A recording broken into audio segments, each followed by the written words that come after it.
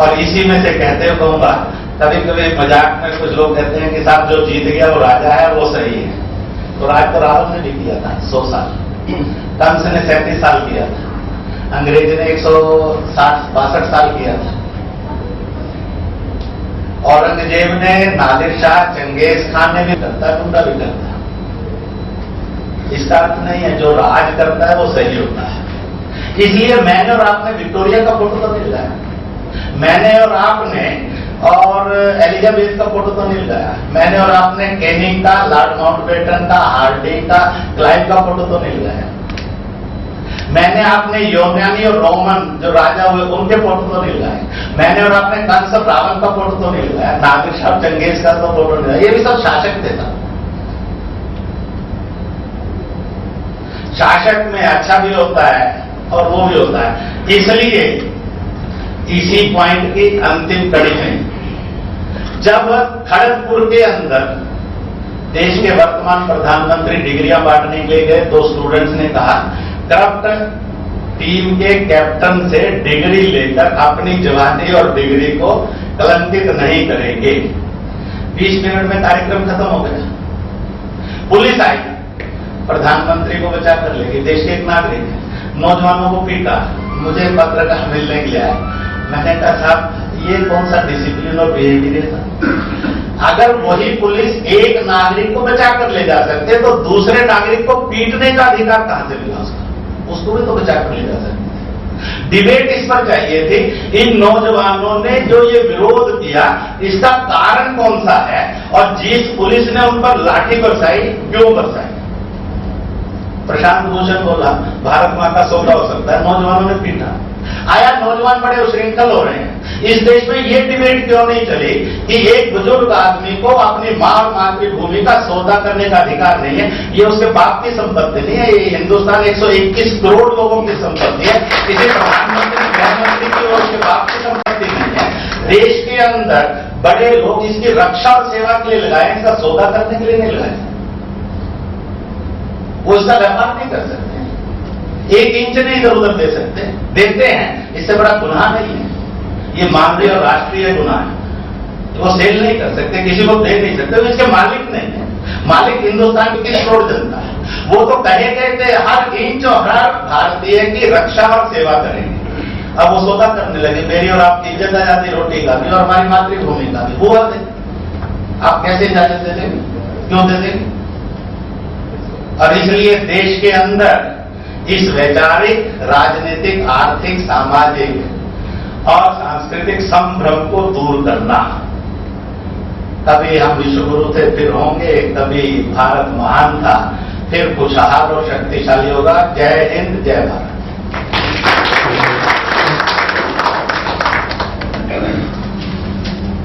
मुझे लगता है इंद्रेश जी ने वर्तमान की जो स्थिति है क्योंकि हम लोग डॉक्टर सुब्रमण्यम स्वामी जी और इंद्रेश जी को सुनने आए थे, तो मैं अधिक ना बोलते हुए उनसे आग्रह करूंगा कि वे अपनी बात रखें।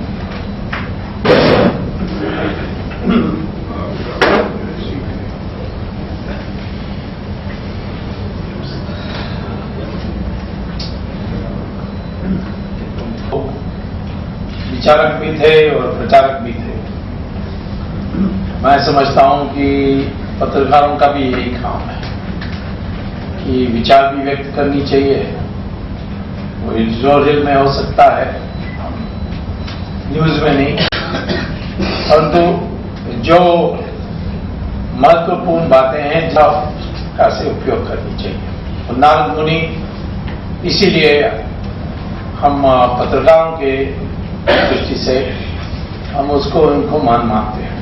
वैसे हमारे धर्म में जो ब्रह्मा के कैबिनेट थी उसमें महत्वपूर्ण पोर्टफोलियो तो हमने महिलाओं को दे दी, फाइनेंस लक्ष्मी को दे दी, डिफेंस दुर्गा को दे दी, एजुकेशन सरस्वती को दे दी, और सिर्फ प्रचार करने के लिए इंफॉर्मेशन ब्रॉडकास्टिंग। तो अब हालात तो हमारी प्रेस की एक प्रकार से बहुत बुरा है। रिपोर्टर्स विदाउट बॉर्डर एक संगठन है जो रैंकिंग करती है देशों की। उस रैंकिंग में ये देखती है कि प्रेस की स्वतंत्रता कितनी है, जर्नलिस्ट कितने सुरक्षित हैं, पे एंड कंडीशंस कितने अच्छे हैं, इसमें एक इंडेक्स बनाते हैं। तो इंडेक्स में पिछले 10 साल से हर वर्ष हमारी जो पोजीशन है वो गिरते जा रही है। 189 देशों का वो इंडेक्स बनाते हैं और उसकी गिनती में आज हमारी परिस्थिति ये हो गई कि हम 131 हो गए। चाइना से भी बुरा है, जहां बिल्कुल सेंसरशिप है। सूडान, साउथ सूडान के बराबर हो गए, किर्गिस्तान के बराबर हो गए। और ये जो है, जो नियंत्रण आज देख रहे हैं, ये बहुत सोफिस्टिकेटेड तरीके से मीठा जहर जिसको कहते हैं, स्वीट पॉइजन, वो खिलाया जा रहा है और मीडिया का सबवर्शन जोर शोर से हो रहा है और इससे हमें सावधान होनी चाहिए। पहले तो देखिए कि आपका जो पहले जब हम छोटे लड़के थे तो माँ कहती थी कि मालवी में मत जाना क्योंकि उसमें कभी भी आप मारे जा सकते हो। अब वो माँ तो जिंदा नहीं है, परंतु राजनीति कोई कम पोल खोलते हैं। और कई ऐसे जर्नलिस्ट जानता हूं, अभी एक बम्बई में एक माफिया के एक्सपोजर कर रहा था, उसकी हत्या हो गई। तो देश भर में मैं देख रहा हूं कि क्या हालत है। और एक बार मैंने पत्रकारों से पूछा तब मद्रास में कि आप हमें ये सारी कड़वी सवाल पूछते हो, ये करुणानिधि को क्यों नहीं पूछते हो? तो कहते हैं कि यहां तो मारपीट नहीं होगी हमारी, वहां जाएंगे तो हड्डी तोड़ के भेज देंगे, इसलिए आप पूछते नहीं है। तो ये एक देख रहा हूं। दूसरा है जो इकोनॉमिक्स बन गई है आपकी न्यूज़पेपर इंडस्ट्री और टेलीविजन की, वो बड़ा विचित्र वाला है। अब आपका जो एक अखबार है, मान लीजिए आप उसको 5 रुपया में बेच रहे हैं, लेकिन उसका कॉस्ट ऑफ प्रोडक्ट 8 रुपया नहीं, और आप सब्सक्रिप्शन बढ़ाओगे तो आपका घाटा बढ़ेगी। तो घाटा बढ़ेगी तो फिर न्यूज़पेपर कैसे चलाओगे? और यदि लाखों में आपकी सब्सक्रिप्शन होनी है तो फिर ये घाटा को कैसे बराबर करोगे? तो इसके लिए एडवर्टाइजमेंट की बात आती है और एडवर्टाइजमेंट आज एक प्रकार से रैकेट हो गई है और वो एडवर्टाइजमेंट के जरिए आज हमारी मीडिया को कंट्रोल कर रहे हैं। इसके बारे में जरूर कुछ करना चाहिए।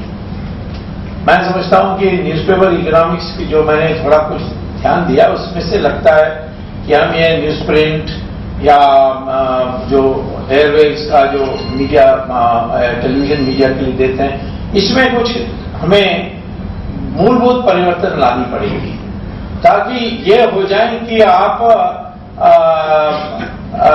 5 रुपया में एक अखबार बेचोगे तो कॉस्ट ऑफ प्रोडक्शन 4 रुपया से ज्यादा नहीं होना चाहिए, 4.5 रुपया से ज्यादा नहीं होना चाहिए।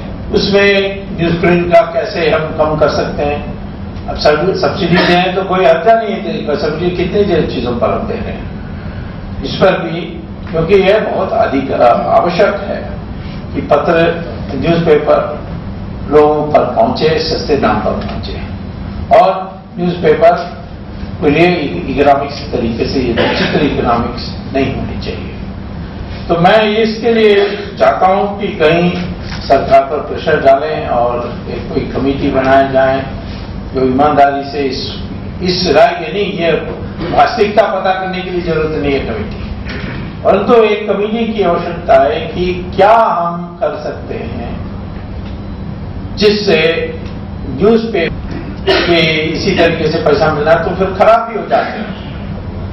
और मैं तो आजकल राजनीतिज्ञों के पीछे पड़ा हूं करप्शन में, परंतु मैं आपके एडिटर के पीछे पड़ूंगा तो उनके भी 4-5 लोग प्रमुख लोग दिल्ली में जेल तुरंत जा सकते हैं। मटेरियल्स बहुत हैं, लेकिन मैं तो समझता हूं ये सारी बीमारी राजनीति